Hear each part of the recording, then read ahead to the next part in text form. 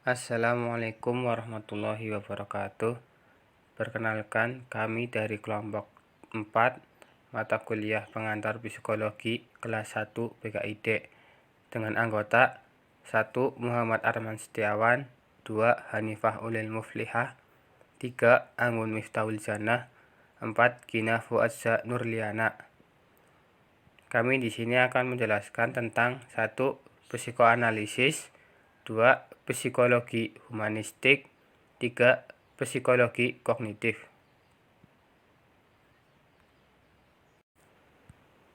1. Psikoanalisis. Teori psikoanalisis mengupas kepribadian dari satu pandang yang sangat berbeda dengan kedua teori yang telah dibahas. Teori psikoanalisis menelaah kepribadian, pribadi motif, motif tak sadar yang mengarahkan perilaku. Teori psikoanalisis juga membahas perkembangan kepribadian. Teori-teori Freud. 1. Struktur kepribadian. Freud yakin bahwa kepribadian tersusun dari 3 sistem utama, yaitu ID, ego, dan superego. Setiap sistem mempunyai fungsinya sendiri-sendiri, tetapi ketiganya berinteraksi untuk menentukan perilaku.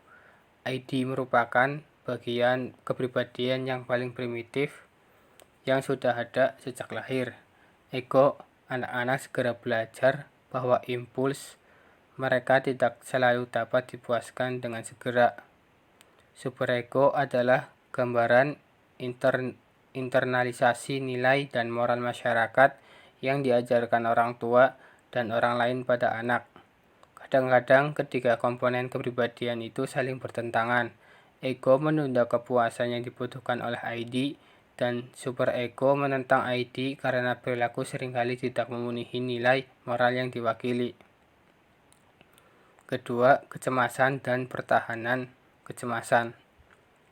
Freud yakin bahwa konflik antara impuls ID, terutama naluri seksual dan naluri agresif, dan pengaruh ego serta superego merupakan sumber motivasi sebagian perilaku.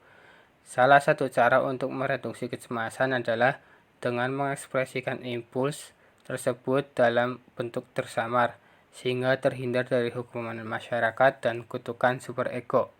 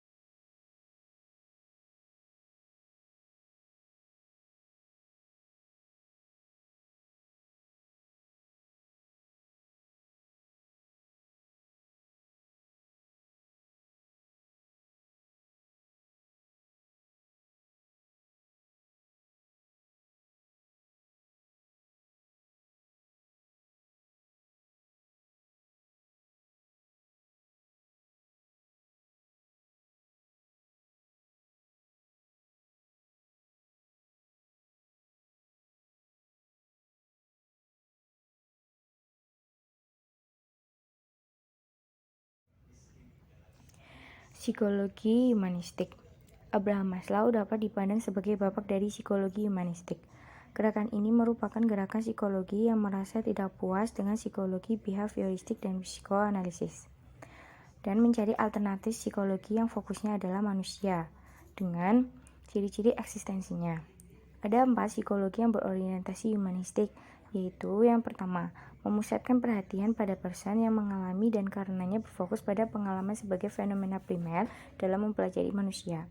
Yang kedua, menekankan pada kualitas-kualitas yang khas pada manusia, seperti kreativitas dan aktualisasi diri, sebagai lawan dari pemikiran tentang manusia yang mekanistis dan reduksionistis.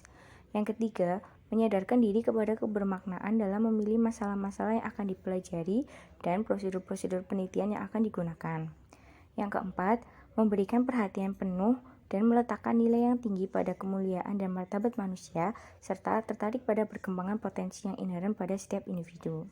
Menurut Misiak dan Sekton 1988.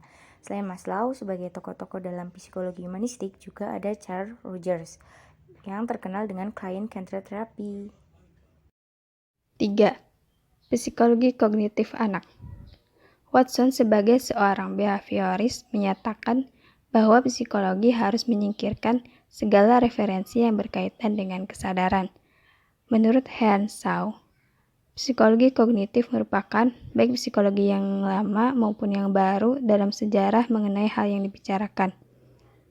Wundt dapat dipandang sebagai forerunner dari psikologi kognitif, karena Wundt menekankan pada creative activity dari mind. Strukturalisme dan fungsionalisme juga bicara soal kesadaran dan introspeksi. Jean Piaget menitik beratkan pandangan pada perkembangan kognitif anak. Adanya tingkatan-tingkatan perkembangan kognitif anak. Piaget sangat terkenal dalam psikologi perkembangan, khususnya perkembangan kognitif pada anak.